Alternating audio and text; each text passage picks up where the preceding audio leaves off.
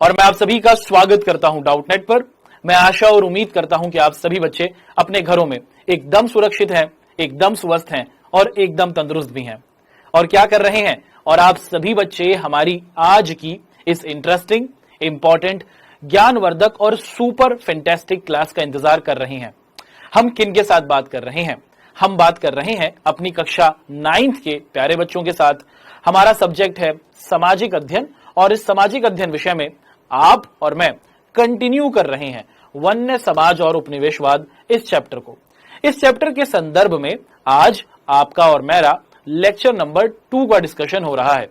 आज आप और मैं लेक्चर नंबर 2 पर बात करेंगे। ठीक है, इससे पहले इसी चैप्टर के बारे में हमने अपना लेक्चर नंबर 1 किया था और उसके अंदर आप सभी बच्चे जानते हैं हमने सबसे पहले क्या करा था, वन्य या फिर जिसे हम लोग सीधे सरल शब्दों में वन या फिर जंगल भी कहते हैं, इसको जाना था कि जंगल क्या है बच्चों। जंगल एक ऐसा स्थान है जहां पर हमें क्या दिखते हैं, अलग अलग प्रकार की वनस्पति दिखती है, अलग अलग प्रकार के जंतु दिखते हैं और वहां पर हमें क्या दिखते हैं, मानव भी दिखते हैं। क्या कहा जाता है उन मानव को जो रहते हैं जंगलों में? उनको कहा जाता है आदिवासी। क्या कहा जाता है? आदिवासी।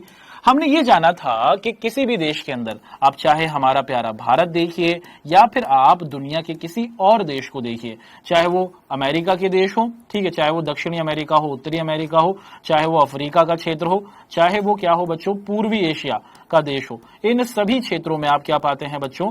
आप पाते हैं कि इन सभी क्षेत्रों के जंगलों में आपको आदिवासी लोग दिख जाते हैं। हमने पाया कि जब भी हम लोग इतिहास की बात करते हैं तो इतिहास सिर्फ राजाओं और वहां के क्या है बच्चों, योद्धाओं के द्वारा जीती हुई लड़ाइयों पर ही आधारित नहीं होता है। अर्थात इतिहास के अंदर तो ये बताया जाता है कि जो समाज है, समाज के अंदर जो रहने वाले अलग अलग समूह हैं, जैसे वर्तमान समय में हम देखना चाहें तो हमारे पास शहर है, गांव है, हमारे पास क्या है बच्चों, ऊंचे ऊंचे बिल्डिंगों वाले आवास स्थान है और छोटे छोटे घर वाले हमारे गांव भी हैं। क्या यही है हमारा समाज? नहीं, हमारे आसपास बहुत से ऐसे लोग हैं जो वर्तमान समय में जंगलों में रहते हैं और इन्हीं को आदिवासी कहा जाता है। क्या ये सिर्फ अभी के समय से रह रहे हैं? ऐसा नहीं है, ये प्राचीन समय से ही क्या है बच्चों, जंगलों में रहते आ रहे हैं। और इनके बारे में जानना, इनकी क्या है बच्चों, इनकी कुर्बानी, जिस तरीके से इन्होंने हमारे देश के क्या है बच्चों विकास में दी है, जिस तरीके से इन्होंने देश की आजादी में अपने योगदान को दिया है, जब अंग्रेजों का शोषण इन पर किया गया, कैसे इन लोगों ने विरोध किया, उसके बारे में जानना हम सभी के लिए बहुत आवश्यक है। क्या ये घटनाक्रम सिर्फ भारत में ही रहा था? ऐसा बिल्कुल नहीं है। भारत के अलावा दुनिया के बहुत से देशों में आप पाते हैं कि जब उनको उपनिवेश बनाया गया, अर्थात जब उनको गुलाम बनाया गया, तो बहुत से देशों में आप ये समस्या पाते हैं कि इन देशों के अंदर जो आदिवासी थे उनको शोषित किया गया, उनके जंगलों को समाप्त कर दिया गया और उनके जंगलों को समाप्त कर वहां पर क्या किया गया बच्चों, वहां पर अलग अलग प्रकार के विकास के कार्य करने की कोशिश की गई। हम लोग भारत के संदर्भ में तो बात करेंगे ही, उसी के साथ साथ एक और देश जिसे इंडोनेशिया कहा जाता है, वहां का एक क्षेत्र है जावा, उसके बारे में पढ़ेंगे। हमने अपनी पिछली क्लास के अंदर यह पाया था कि क्या है बच्चों, कि जब भी हमारे देश के अंदर या फिर दुनिया का कोई भी देश जिसे गुलाम बनाया गया था, और ये गुलाम किन देशों के द्वारा बनाया गया था? यूरोप के देशों के द्वारा। तो ये यूरोप के देशों ने, मुख्य तौर पर ब्रिटेन, मुख्य तौर पर फ्रांस, मुख्य तौर पर जर्मनी, इन्होंने क्या करा बच्चों, बहुत से क्षेत्रों को अपने कब्जे में लिया और उन क्षेत्रों में जो वहां के जंगल थे उनको भी अपने अधीन ले लिया। जैसे भारत के संदर्भ में ही देखिए, जब भारत को अंग्रेजों ने गुलाम बनाया था तो भारत की जमीन को ही अपने अधीन कर लिया था। अंग्रेजों ने क्या करा? अंग्रेजों ने भारत के जंगलों को काटना शुरू किया। क्यों काट रहे थे अंग्रेज? क्या कारण था? आप सभी बच्चे जानते हैं, अंग्रेज विकास करना चाहते थे। क्या करना चाहते थे? विकास करना चाहते थे। सबसे बड़ी बात थी कि इंग्लैंड की क्या थी बच्चों, जनसंख्या बढ़ गई थी, यूरोप की जनसंख्या बढ़ गई थी। इस जनसंख्या को क्या था बच्चों, अपना पेट भरने के लिए गेहूं की आवश्यकता थी और भारत जैसा क्षेत्र जो गेहूं के लिए, कृषि के लिए बहुत ही उपयोगी है, बहुत अच्छा यहाँ पर उत्पादन होता है, इसीलिए क्या हुआ था, अधिकतर यूरोप के देशों ने भारत की तरफ आगमन किया था और भारत को अपना गुलाम बनाने की कोशिश की थी। तो अपने क्षेत्र के लोगों की भूख की समाप्ति के लिए इन लोगों ने क्या करा, जंगलों को समाप्त किया। इसी के साथ साथ क्या हुआ, जब औद्योगिकरण होने लगा, यानी कि चीजें विकसित होने लगी, फैक्ट्रियां बनने लगी। फैक्ट्रियों में जो बड़ी बड़ी मशीनें होती थी उनको चलने के लिए ईंधन की आवश्यकता होती थी, और ईंधन किससे प्राप्त हो रहा था? लकड़ी के जलाने से प्राप्त हो रहा था, और लकड़ी जंगलों से आ रही थी। ज्यादा तेजी के साथ अपने आप को मजबूत बनाने के लिए, ज्यादा से ज्यादा वस्तुओं का उत्पादन करने के लिए लंबे लंबे समय तक फैक्ट्रियां चलाई जाने लगी। और जब लंबे लंबे समय तक फैक्ट्रियां चलाई जाने लगी तो आवश्यकता होती है किस चीज की? ईंधन की। और ईंधन की पूर्ति के लिए लकड़ियां काट दी गई, जंगलों को समाप्त कर दिया गया। आपने ये देखा था कि भारत देश में, या फिर आप विश्व के दूसरे देश देखते हैं तो आप ये पाते हैं कि पहले जंगल बहुत ज्यादा हुआ करते थे, लेकिन अब क्या हो गया बच्चों? कहानी उल्टी हो गई। अब खेती की जमीन ज्यादा है और जंगल समाप्त कर दिए गए हैं। अब ये जो जंगल समाप्त हुए हैं, इस कारण जंगलों में जो रहने वाले हमारे जीव थे, जंगलों में रहने वाले जो हमारे क्या थे बच्चों? पशु थे, जंगलों में रहने वाले जो हमारे मानव यानी कि आदिवासी थे, उनके जीवन पर खतरा मंडराने लगा है। इसका भी हमने अध्ययन किया था। आज की क्लास में हम लोग क्या पढ़ने वाले हैं, चलिए अब जरा इसको डिस्कस कर लेते हैं। ये तो हमारी अब तक की जितनी भी हमने पॉइंटों को डिस्कस किया था उनका जल्दी से हमने रिवीजन कर लिया। अब ये बात करेंगे कि हमारी आज की क्लास में आप और मैं किन बातों को पढ़ेंगे। अगर आप ध्यान से देखें तो हम यहां पर डिस्कस करेंगे औपनिवेशी शासन का वनों पर असर, यानी कि जब किसी देश को गुलाम बनाया गया तो गुलाम बनाने के बाद उस देश के जंगलों को कैसे, क्या है बच्चों, गुलाम बनाने वाले देश ने रखा। इसको एक एग्जांपल से समझिए। जब भारत को गुलाम बनाया गया तो अंग्रेजों ने भारत के जंगलों को क्या करा? क्या उनको विकसित करने का अवसर दिया या उनको समाप्त कर दिया? और आप जानते हैं कि विकसित करने का अवसर तो अपितु बिल्कुल नहीं दिया था, उनको समाप्त कर दिया था। क्या घटनाक्रम रहा था, क्या वो पृष्ठभूमि रही थी, वही हम लोग अपनी क्या है आज की क्लास में डिस्कस करेंगे। और हम लोग यहाँ पर एक और शब्द जिसे बागान कहा गया है, क्या होते हैं बागान? बागानों से कैसे हमारे आदिवासियों की कहानी जुड़ी हुई है, इसको भी समझेंगे।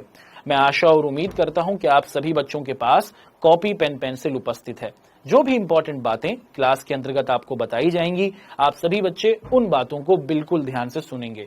किसी भी तरीके का कोई भी कंफ्यूजन, कोई भी डाउट अपने सामने नहीं रखेंगे। बातों को बहुत ही सीधे सरल तौर पर आप सभी के सामने रखा जाएगा। कहानी बहुत आसान है, बात हो रही है भारत की और भारत के आदिवासियों की। मैं आशा और उम्मीद करता हूं कि आप सभी बच्चों के पास कॉपी पेन पेंसिल मौजूद है। जो भी इंपॉर्टेंट बातें क्लास में बताई जाएंगी, आप सभी बच्चे उन बातों को नोट डाउन करते रहेंगे। अब बिना समय को व्यर्थ करे हुए हम लोग अपनी क्लास को शुरू करते हैं। क्लास शुरू करेंगे इस इंपॉर्टेंट टॉपिक के साथ, लिखा है औपनिवेशी शासन का वनों पर असर। औपनिवेशी शासन का मतलब क्या हुआ कि जब एक देश ने दूसरे देश को गुलाम बना लिया, जैसे भारत को गुलाम बना लिया गया इंग्लैंड के द्वारा, तो उससे भारत के जंगलों पर क्या असर हुआ ये देख रहे हैं। क्या सिर्फ भारत को ही गुलाम बनाया गया था? ऐसा तो नहीं हुआ। अफ्रीका के बहुत से देशों को गुलाम बनाया गया था, इसी के साथ पूर्वी एशिया के देशों को गुलाम बनाया गया था, दक्षिणी अमेरिका के देशों को गुलाम बनाया गया था। उन्हीं का हम लोग अध्ययन करेंगे। मुख्य तौर पर अपने भारत की कहानी को जानेंगे और एक देश इंडोनेशिया के जावा क्षेत्र को भी समझेंगे। शुरू करते हैं। देखिए क्या है बच्चों, 20वीं सदी की शुरुआत में इंग्लैंड में क्या होता है बच्चों? ओक था। इसका क्या हुआ? इसके पेड़ तेजी से कम होने लगे। आपको पता है कि भारत के अंदर क्या हो गया था बच्चों? भारत के अंदर अंग्रेजों ने लगभग 300 सालों से भी ज्यादा समय तक राज करा। बात हो रही है 20वीं शताब्दी की। 20वीं शताब्दी का क्या मतलब है कि साल 1900 से, कब से? साल 1900 से साल 2000 तक का जो समय है उसको आप लोग क्या कहते हैं? 20वीं शताब्दी कहते हैं या फिर 20वीं सदी कहते हैं। ठीक है, तो इस काल अवधि में क्या हो जाता है, हमारे इंग्लैंड के अंदर मुख्य तौर पर जो पेड़ थे, किस तरीके के पेड़ थे? जिन्हें कहा जाता है ओक या फिर एक और शब्द बलूत कहा जाता है। उसमें बहुत तेजी से पेड़ समाप्त होने लगे। क्यों होने लगे थे पेड़? भाई पेड़ तो हर जगह होते हैं, अचानक पेड़ क्यों समाप्त हुए? इसका मतलब कहीं ना कहीं पेड़ों को काटा जा रहा था। क्यों काटा जा रहा था? अब जरा इससे देखते हैं। हुआ यह था कि उस समय जो ब्रिटेन थे वहां पर क्या था बच्चों? जहाजरानी उद्योग, यानी कि इंग्लैंड के अंदर जहाज बनाए जाते थे, लकड़ी के बड़े बड़े जहाज बनाए जाते थे। और लकड़ी के बड़े बड़े जहाज बनाने के लिए जो उपयुक्त लकड़ी थी वो ओक पेड़ की थी। इसी वजह से बहुत सारे ओक के पेड़ काट दिए गए ताकि क्या किया जाए? बड़े बड़े पानी के जहाज को बनाया जा सके। और जब सारे पेड़ कट गए तो समस्या खड़ी हो गई, क्योंकि पानी के जहाज की मांग अभी भी थी। व्यापार करने के लिए एक क्षेत्र से दूसरे क्षेत्र पर जाने के लिए जहाज तो अब भी बनाने थे, मगर पेड़ समाप्त हो गए थे। अब क्या किया जाए? अब क्या किया जाए? चलिए देख लेते हैं।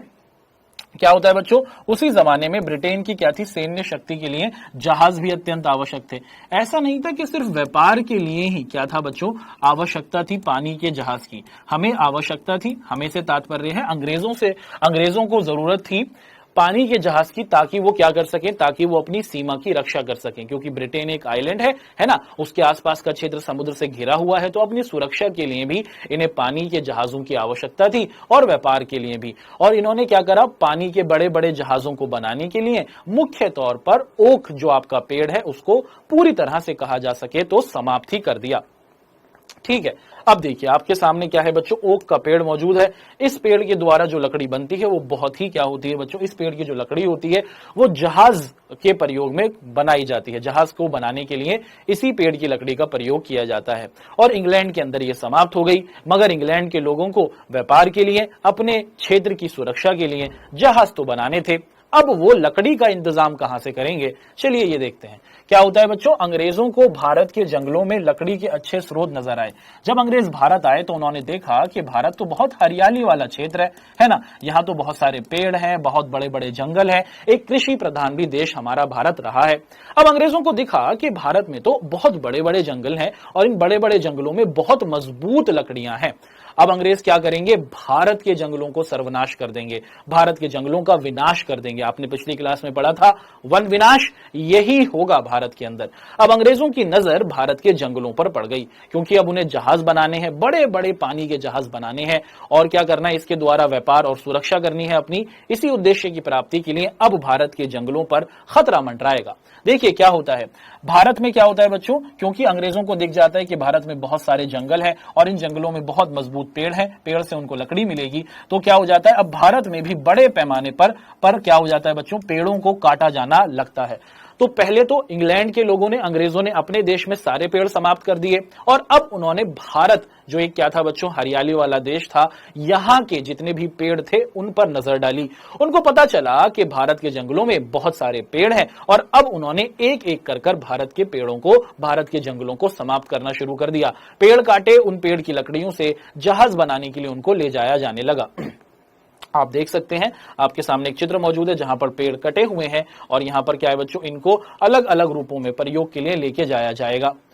आगे की कहानी देखिए, क्या है बच्चों, 1850 के दशक में रेलवे के विस्तार से भी लकड़ी की मांग बढ़ गई। क्या हुआ बच्चों, 1850 के दशक के बाद से ही रेलवे बढ़ने लगी थी, है ना, भारत के अंदर रेलवे का आगमन हो गया था, और क्या था, यूरोप के और देशों में भी, दुनिया के और देशों में भी रेलवे चलने लगी थी, यानी कि रेल चलने लगी थी। रेल कहां पर चलती है, आप सभी जानते हैं कि रेल की पटरी पर चलती है ना। अब 1850 के दशक में रेलवे के विस्तार से क्या हो गया, लकड़ी की मांग बढ़ गई। कैसे मांग बढ़ गई, चलिए ये देखते हैं। रेल की पटरी को ध्यान से सुनिएगा, बहुत इंपॉर्टेंट बात आपको बताई जा रही है।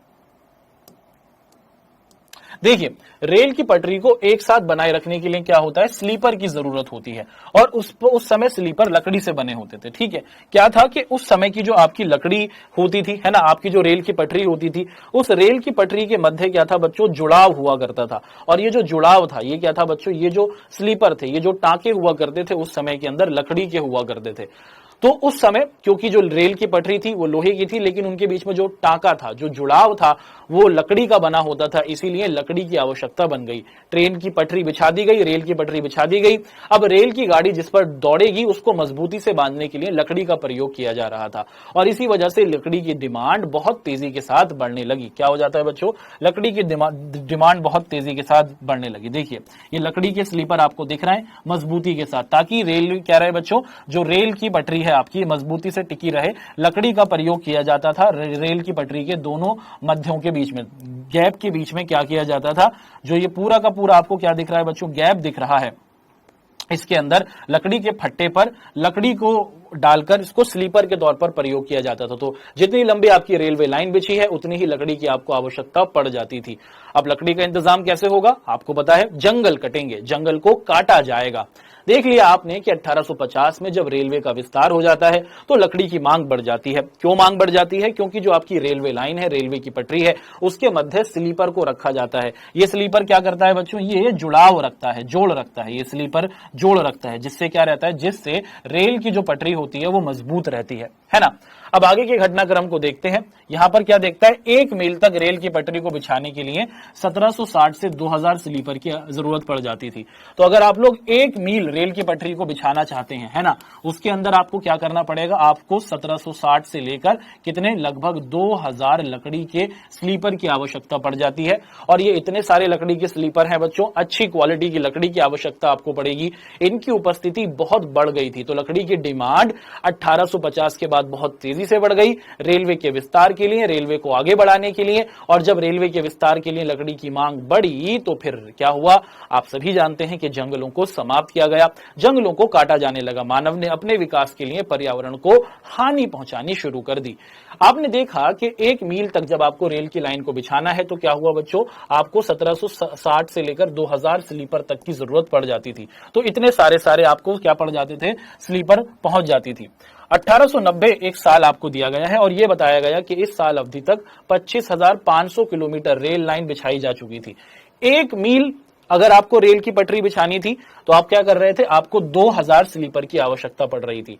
भैया अब तो क्या हुआ बच्चों, 25,500 किलोमीटर, इतने आपको क्या है बच्चों, आपने रेल लाइन को बिछा दिया तो कितने सारे आपको लकड़ी के स्लीपर की आवश्यकता पड़ी होगी।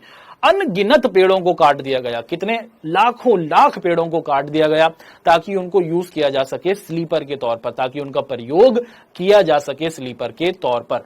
अब इससे आप अंदाजा लगा सकते हैं, इसी आंकड़े से आप अंदाजा लगा सकते हैं कि क्या हुआ बच्चों, कितने बड़े स्तर पर कितने सारे पेड़ काट दिए गए होंगे। बहुत बड़े स्तर पर बहुत सारे पेड़ों को काटा गया सिर्फ लकड़ी के स्लीपर बनाने के लिए, ताकि जो रेल की पटरी है उनके बीच में क्या रहे, मजबूती बनी रहे। क्या आप इसे एक संतुलित विकास कहेंगे? ये बिल्कुल भी संतुलित विकास नहीं था। इसमें रेल की पटरी तो बिकी, रेल की पटरी तो बिछ गई, जिससे व्यापार आसान हुआ, जिससे क्या हुआ बच्चों, एक स्थान से दूसरे स्थान तक जाना आसान हुआ। लेकिन हमने पर्यावरण को क्या कर दिया, डिसबैलेंस कर दिया, असंतुलित कर दिया, पर्यावरण को बेकार कर दिया, जिसके क्या होते हैं बच्चों, भविष्य में परिणाम बहुत बुरे होते हैं। अब आगे के घटनाक्रम को देखिए। आप देखते हैं बच्चों कि बहुत तेजी के साथ पेड़ों को काटा गया और इसी का परिणाम क्या होता है बच्चों, ये असंतुलित विकास की संख्या इसे कही जा सकती है। तो लाखों लाख लकड़ी के पेड़ों को काटा गया और इन लकड़ी के पेड़ों को क्या किया गया बच्चों, स्लीपर के तौर पर प्रयोग किया गया। क्लियर रहा? जी हाँ। चलिए अब आगे की कहानी को डिस्कस कर लेते हैं। यहां पर लिखा है बागान के बारे में। अब ये बागान क्या है? अब तक तो आपने देखा कि भारत के जो जंगल थे वो सुरक्षित नहीं थे, भारत के जंगलों पर नजर थी अंग्रेजों की, और अंग्रेज क्या कर रहे थे, लकड़ी की प्राप्ति कर रहे थे। क्यों प्राप्ति कर रहे थे?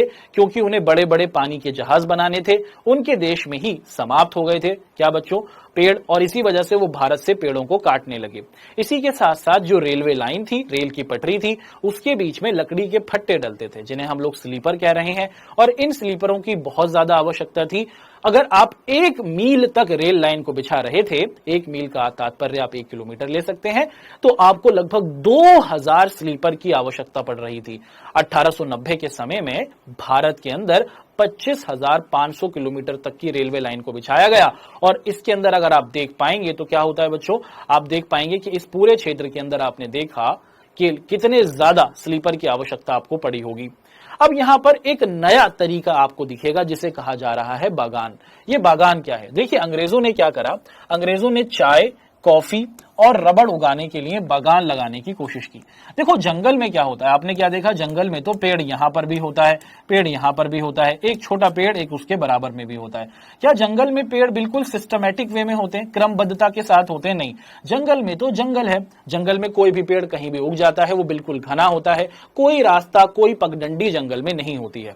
अंग्रेजों ने क्या सोचा कि वो एक नए तरीके का क्या करेंगे, आइडिया लेकर आए, इसे कहा बागान। बागान से क्या तात्पर्य है, ध्यान से सुनिएगा। देखिए अंग्रेजों ने माना कि चाय, कॉफी और रबड़, इसका अगर आपको उत्पादन करना है तो बागान पे करना होगा, है ना। बागान में क्या था बच्चों, बागान के अंदर जो बागान मालिक थे उनको विकसित करने के लिए सस्ती दर पर अंग्रेजों ने जमीन देनी शुरू कर दी। बागान से क्या तात्पर्य है कि आप क्या करेंगे, बागानों के अंदर एक पेड़ आपका, बागानों के अंदर आपका एक पेड़ यहां होगा, उसी के बराबर में दूसरा पेड़ यहां पर होगा, तीसरा पेड़ आपका उसी के बराबर में होगा। सिस्टमैटिक तरीके से क्या किया जाता था, पेड़ों को लगाया जाता था। तो क्या किया, भारत के अंदर चाय, कॉफी और रबड़ के उत्पादन के लिए अंग्रेजों ने बागान लगाने शुरू किया, अर्थात एक क्रमबद्धता के साथ पेड़ों को लगाया। और क्या करा बच्चों, जो यूरोप के बागान मालिक थे, जो यूरोप के अंदर बागानों को लगाते थे, वहां पर क्या करने लगे, उनको भारत में सस्ती दरों पर जमीन देने लगे। उनसे कहने लगे कि आप भारत में आइए, हम आपको अवसर देते हैं और भारत में आकर क्या कीजिए, चाय का उत्पादन कीजिए, कॉफी का उत्पादन कीजिए और रबड़ का उत्पादन कीजिए।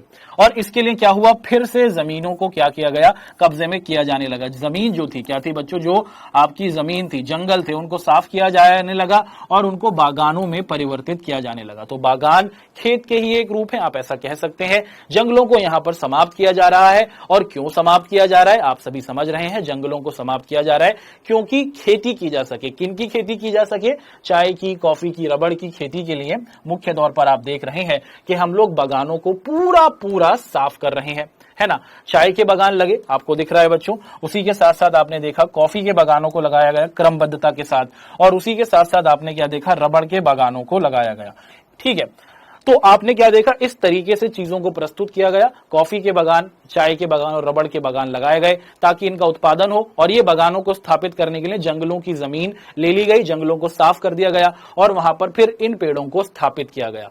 अब आगे की बात देखते हैं। देखिए भारत में क्या होता है बच्चों, भारत में वन संसाधन को ठीक से नियंत्रित करने के लिए अंग्रेजों का यह मानना था कि भारत के अंदर क्या है बच्चों, जो जंगल है ये कैसे हैं, ये नियंत्रित नहीं है। कैसे हैं बच्चों, नियंत्रित नहीं है, सही तरीके से इनका विकास नहीं हुआ है। तो भारत के अंदर जो हमारे जंगल थे, वन थे, उनको सही तरीके से विकसित करने के लिए अंग्रेजों ने एक व्यक्ति को बुलाया। इसका नाम याद रखिएगा, बहुत इंपॉर्टेंट नाम है, आपके पेपर में पूछा जाता है। अंग्रेजों ने क्या करा, ये देखा कि भारत के जो जंगल हैं वो अव्यवस्थित तौर पर हैं, सही तरीके से है नहीं, यहाँ की जो अच्छी लकड़ियां हैं वो बुरी लकड़ियों के साथ मिली हुई हैं, अंग्रेजों का ये मानना था। अब अंग्रेज क्या करते हैं, एक व्यक्ति को बुलाते हैं, नाम क्या है इसका, डायट्रिच क्या है, बेंडिस। क्या नाम है बच्चों इसका, डायट्रिच बेंडिस। ये कौन था, ये एक जर्मन था ये जर्मनी का, लेकिन ये इंग्लैंड के लोगों के लिए काम कर रहा था, ब्रिटेन के लोगों के लिए, अंग्रेजों के लिए काम कर रहा था। तो एक व्यक्ति है, नाम क्या है इसका, नाम है इसका डायट्रिच बेंडिस। ये क्या करता है, इसे भारत में बुलाया जाता है और इसको बना दिया जाता है, क्या, इसको बना दिया जाता है पहला इंस्पेक्टर जनरल ऑफ फॉरेस्ट, यानी कि भारत के जंगलों का सबसे बड़ा इंस्पेक्टर होता है ये। तो भारत के अंदर जितने भी जंगल हैं उनको विकसित करना, उनका रखरखाव करना, उसकी जिम्मेदारी डर्टिच बेंडिस को दी जाती है। ये एक जर्मन था और ये अंग्रेजों के लिए काम करता है। अब ये डर्टिच बेंडिस भारत आता है, ये क्या करता है, देखिए बेंडिस ने एक नया सिस्टम शुरू किया, इसने एक नया तरीका प्रस्तुत किया और कहा कि लोगों को वन संसाधन के संरक्षण के लिए क्या करना चाहिए, प्रशिक्षण देना चाहिए। उसका यह कहना है कि भारत के अंदर जो जंगल है, भारत के अंदर जो जंगल की लकड़ियां हैं, जो लोग जंगल में जाते हैं, उनको कैसे इसका प्रयोग करना है, इसके लिए इनको ट्रेंड किया जाए, इनको तैयार किया जाए। तो डर्टिच बेंडिस एक जर्मन है, अंग्रेज लोग इसको क्या करते हैं, काम देते हैं, भारत आता है और ये पाता है कि भारत के अंदर जो जंगल है वो सही तौर पर स्थापित नहीं है, उपस्थित नहीं है, और वो भारत के लोगों को प्रशिक्षित करेगा, ट्रेंड करेगा, ठीक है, उनको बताएगा कि कैसे भारत के संसाधनों को, भारत के जंगल की लकड़ी को इस्तेमाल करना है। ठीक है, 1864 में, बिल्कुल ध्यान से सुनिएगा, क्या सुनिएगा, 1864 में क्या होता है, ध्यान से सुनिएगा, बहुत इंपॉर्टेंट बात है। 1864 में इंडियन फॉरेस्ट सर्विस क्या होता है बच्चों, इंडियन फॉरेस्ट सर्विस शुरू की जाती है कि भारत के वनों को संरक्षित रखने के लिए क्या किया जाता है, इस सेवा का शुरुआत की जाती है। और 1865 में इंडियन फॉरेस्ट एक्ट लाया जाता है। इंडियन फॉरेस्ट एक्ट मतलब क्या है कि भारत के जंगलों का कानून, भारत के जंगलों को स्थापित करने के लिए, उनको सुरक्षित रखने के लिए एक कानून बनाया गया। क्या कहा गया इसको कहा गया इंडियन फॉरेस्ट एक्ट। ठीक है, और इसी के साथ क्या होता है, यहां पर आपके सामने डर्टिच बेंडिस का फोटो मौजूद है। एक जर्मन व्यक्ति था, भारत आता है, ये क्या काम करेगा, भारत के जंगलों को कैसे प्रभावित करेगा, क्या इसकी जो सोच है, जो ये कह रहा है कि भारत के लोगों को सही तरीके से जंगलों का प्रयोग करना नहीं आता, क्या वो वास्तविकता में सच थी, ये क्या आइडिया लाता है भारत के अंदर और उससे भारत के जंगलों का लाभ होता है या हानि, वो हम लोग अपनी आने वाली क्लास में पढ़ेंगे। अब जल्दी से हम लोग क्या करते हैं, 1 मिनट रिवीजन कर लेते हैं। आपने और मैंने सबसे पहले क्या करा, ये जाना कि औपनिवेशिक शासन का वनों पर क्या असर हुआ। आपको पता चला कि जितने भी क्या थे बच्चों, ताकतवर देश थे, है ना। कौन से ताकतवर देश थे, यूरोप के जितने भी ताकतवर देश थे भैया, अपने आप को और विकसित करने के लिए, अपने आप को और मजबूत करने के लिए इन देशों ने क्या करा बच्चों, अपने देश में जितने भी इनके, इंग्लैंड की अगर बात की जाए मुख्य तौर पर, तो इंग्लैंड ने क्या करा, अपने देश में मौजूद जितने भी क्या थे बच्चों, ओक के पेड़ थे, उनको समाप्त कर दिया। क्यों समाप्त कर दिया, क्योंकि उनको जहाज बनाने थे। और ये जहाज क्यों बनाने थे, पानी के जहाज बनाने थे, क्योंकि उनको क्या करना था, व्यापार करना था और अपनी सुरक्षा करनी थी। इनके देश में ओक का जो पेड़ था समाप्त हो गया। अब इनका क्या हुआ बच्चों, झुकाव भारत की तरफ हुआ। इन्होंने देखा भारत के अंदर बहुत सारे क्या हैं, जंगल हैं, और इन जंगलों में बहुत मजबूत लकड़ी मौजूद है। अब भारत के जंगलों का सर्वनाश शुरू हो गया, उनका विनाश कर दिया गया, जिसे हम लोग वन विनाश कहते हैं। भारत के जंगलों को काट काट कर, भारत के पेड़ जंगलों की लकड़ियों को काट काट कर इंग्लैंड ले जाया गया और वहां पर पानी के बड़े बड़े जहाज में उनको परिवर्तित कर दिया गया। यही नहीं, इसी के साथ क्या होता है बच्चों, एक और चीज आपको दिखती है, जिसे कहा जाता है कि रेलवे के लिए, भारत के अंदर जो रेलवे लाइन बिछाई गई, उसके अंदर भी लकड़ी की बहुत जबरदस्त आवश्यकता थी।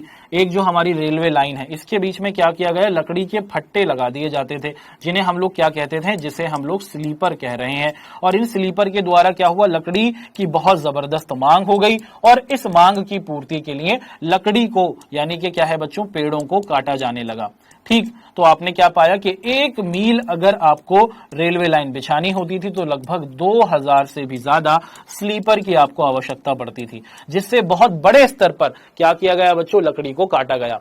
1890 के आसपास क्या था बच्चों, लगभग 25,000 किलोमीटर से भी ज्यादा रेलवे लाइन बिछाई जा सकती थी। तो आप सोच सकते हैं कितने सारे स्लीपर बिछाए दिए गए होंगे। फिर हमने बागानों का अध्ययन किया। बागानों से तात्पर्य है कि भारत के अंदर अंग्रेजों ने क्या करा, कॉफी के लिए, ठीक है, उसी के साथ क्या है बच्चों, चाय के लिए और रबड़ के उत्पादन के लिए बागानों का निर्माण किया। ये एक तरीके के खेती थे, और इसमें इन्होंने क्या करा कि अगर आप कॉफी, चाय और रबड़ का उत्पादन करेंगे तो एक निर्धारित समय पर, एक निर्धारित क्या है बच्चों, सीमा पर अलग अलग पेड़ों को लगाएंगे। इन्होंने क्या करा, इन्होंने अंग्रेज बागान मालिकों को ही बुलाया, जो इंग्लैंड के अंदर बागानों के मालिक थे, है ना, उनको भारत के अंदर बुलाया और उनको सस्ती दरों पर जमीन दी। और उन्होंने क्या करा, उन्होंने भारत के जंगलों को समाप्त किया और उन जंगलों की जगह बागान यानी कि खेत स्थापित कर दिए। एक व्यक्ति का हमने नाम सुना, डर्टिज बेंडिस, भारत आता है। एक ये जर्मन था, डर्टिज बेंडिस भारत आता है और ये भारत में ये पाता है कि भारत के अंदर जो जंगल हैं वो अव्यवस्थित हैं। अंग्रेज इसे बुलाते हैं और इससे कहते हैं कि आप भारत के जंगलों को व्यवस्थित कीजिए, और वो ये पाता है कि भारत के जंगलों को व्यवस्थित करने का एक तरीका है। वो क्या तरीका है वो हम अपनी आने वाली क्लास में पढ़ेंगे। और इसी समय में क्या होता है बच्चों, भारत के अंदर इनको सबसे पहला इंस्पेक्टर बनाया जाता है, भारत का फॉरेस्ट ऑफिसर बनाया जाता है। तो ये तो हमने आज की क्लास के क्या रखे, 1 मिनट रिवीजन को पढ़ा। अब क्विज की तरफ नहीं चलना क्या? जी हाँ, चलना है। चलिए जी, एक एक कर आप सभी को आज की क्लास के क्विज कराते हैं। आपके सामने आज की क्लास का पहला सवाल है, भारतीय वन सेवा, इंडियन फॉरेस्ट सर्विस की स्थापना कब हुई?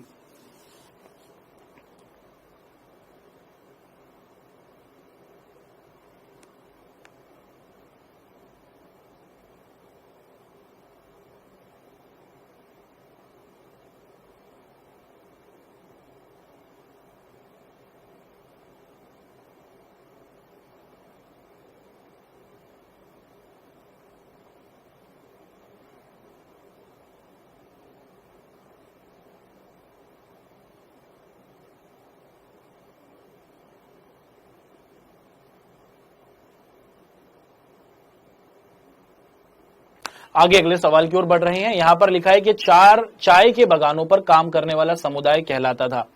मेरुकुला, कोरावा, संथाल या फिर उपरोक्त सभी? जो चाय के बागानों में लोग काम करते थे उनको क्या कहा जाता था?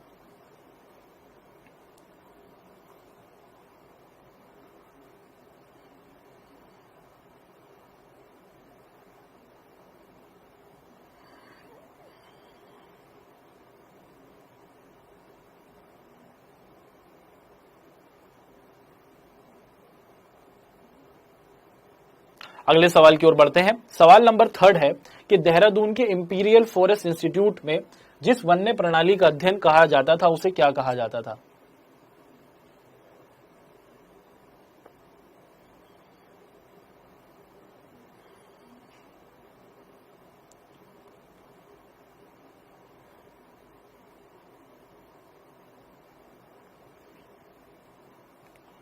आगे बढ़ते हैं।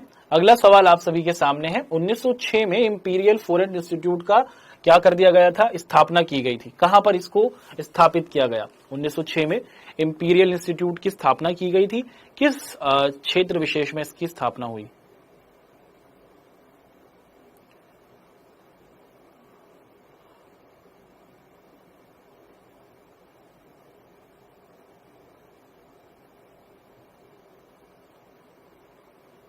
और यहां पर हमारा समय होता है पूरा। चलिए जी, एक एक कर हम लोग क्या कर लेते हैं, आप सभी के साथ क्विज के आंसर्स को डिस्कस कर लेते हैं। आपके सामने सबसे पहला सवाल रहा कि भारतीय वन सेवा क्या है बच्चों, कब स्थापित हुई? इंडियन फॉरेस्ट सर्विसेज की स्थापना 1864 में हुई। अब हम लोग अगले सवाल की ओर बढ़ रहे हैं। दूसरा सवाल है कि चाय के बागानों पर काम करने वाले लोगों को क्या कहा जाता था? तो जो लोग चाय के बागानों पर काम करते थे उनको कहा जाता था संथाल। क्या कहा जाता था? संथाल। तीसरा सवाल, देहरादून के अंदर एक कॉलेज बनाया गया जो क्या करता था? स्कूल या कॉलेज जो वन प्रणाली यानी कि जंगलों को कैसे स्थापित करना है उसके बारे में पढ़ाया करता था। ठीक है, तो एक कोर्स था, एक कॉलेज बनाया गया देहरादून में, और वो कॉलेज क्या कर रहा था? ये बताता था कि जंगलों को कैसे अच्छा कर सकते हैं। उस कोर्स का नाम क्या था? आपसे ये पूछा गया। तो उस कोर्स का नाम क्या था बच्चों? बागानवानी की। क्या कहा जाता था उसे? बागानवानी की। अगला सवाल देखिए, पूछा गया कि 1906 में इंपीरियल फॉरेस्ट इंस्टीट्यूट, ठीक है, इसकी स्थापना हुई। कहां पर हुई? आप सभी बच्चे जानते हैं, इसकी स्थापना देहरादून में हुई। तो ये तो हमने क्या करा, आज के क्विज और उनके आंसर्स का डिस्कशन किया। अब हम लोग आप सभी को होमवर्क दे रहे हैं आज की क्लास के, ये आपके होमवर्क रहे। ठीक है, आप सभी को इन होमवर्क के आंसर्स को ध्यान से करना है और इनके आंसर्स को शेयर करना है। अब आप सभी को लेके चलते हैं हम लोग इस बात की तरफ कि आने वाली क्लास में आप और मैं क्या करेंगे। हम अपनी आने वाली क्लास में इस चैप्टर को कंटिन्यू करेंगे, वन्य समाज और उपनिवेशवाद, इसके लेक्चर नंबर 3 को करेंगे और उसके अंदर हम लोग बागानों को और अच्छे तरीके से पढ़ेंगे। बागानों की विशेषताएं, कैसे कैसे भारत में बागान थे, उनमें क्या क्या समस्याएं थी, अंग्रेजों ने भारत के बागानों को स्थापित किया या फिर विस्थापित किया, उनको बनाया या फिर बिगाड़ा, उसके बारे में पढ़ेंगे।